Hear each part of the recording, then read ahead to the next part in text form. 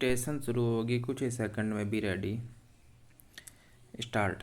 माननीय मंत्री जी, मैं छोटा मोटा किसान हूँ, इसलिए कृषक और काश्तकारों की परेशानी को भली भांति समझता हूँ। इस वर्ष हमारे इलाके के आस पास पर्याप्त मात्रा में वर्षा नहीं हुई है। इस कारण से धान की रोपाई का कार्य नहीं हो पाया, मात्र 10% रोपाई हो पाई, पानी के अभाव में उसमें भी फसल नहीं हुई। इसलिए कृषक लोग अनशन पर बैठे हैं। इस संबंध में कृषक ज्ञापन देकर प्रशासन से मुआवजा मांग रहे हैं, फसल बीमा राशि की मांग कर रहे हैं, किंतु उन्हें राशि नहीं मिली और न ही शासन की ओर से किसी प्रकार के राहत देने के संबंध में घोषणा की गई है। कृषकों का कहना था कि उन्हें अपना कीमती जेवर, जमीन गिरवी रखकर जून जुलाई में रोपाई का काम किया था, वह भी कीट प्रकोप से चौपट हो गई। अब कृषकों के सामने भारी संकट उत्पन्न हो गया है। उन्होंने इस वर्ष की फसल सेवा सहकारी समिति को कर्ज वसूली में दे दी है। बाजार से लिया गया ऋण कैसे अदा करें, आने वाले समय में कैसे खेत की बुआई करें।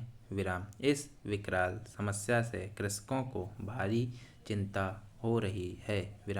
अब भूखों मरने की स्थिति निर्मित हो गई है। किसान इस समस्या को लेकर 5 दिनों से आमरण अनशन पर बैठे हैं। धान उत्पादक कृषकों के प्रति प्रशासन की इस उपेक्षापूर्ण, भेदभाव की नीति के कारण उनमें रोष एवं आक्रोश व्याप्त है। मैं, माननीय मंत्री जी से निवेदन करता हूँ कि वे इस ओर ध्यान देना चाहेंगे। पैरा।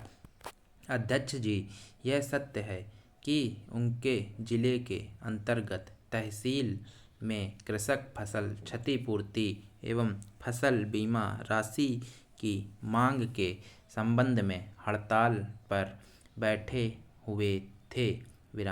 मौके पर ज्ञापन प्राप्त कर उनसे हड़ताल समाप्त कराई गई। कृषकों द्वारा फसल बीमा राशि की मांग की जा रही थी। इस संबंध में प्रस्ताव जिला सहकारी केंद्रीय बैंक के माध्यम से, कृषि बीमा कंपनी को प्रेषित किया गया है। जहाँ तक रबी फसल का प्रश्न है, इस संबंध में जांच की जा रही है। कृषि विभाग से भी इस संबंध में जानकारी प्राप्त की जा रही है। प्रस्तुत जानकारी के आधार पर आगामी कार्यवाही की जा सकेगी। कीट प्रकोप के कारण किसी प्रकार की फसल नष्ट होना नहीं पाया गया है।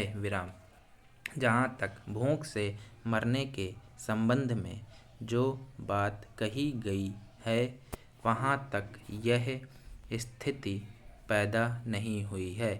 शासन द्वारा धान उत्पादक कृषकों के प्रति कोई उपेक्षा, भेदभाव नहीं किया जा रहा है और न ही शासन प्रशासन के प्रति कोई रोष या आक्रोश व्याप्त है।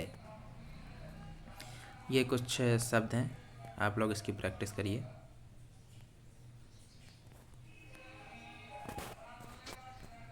Thanks for watching.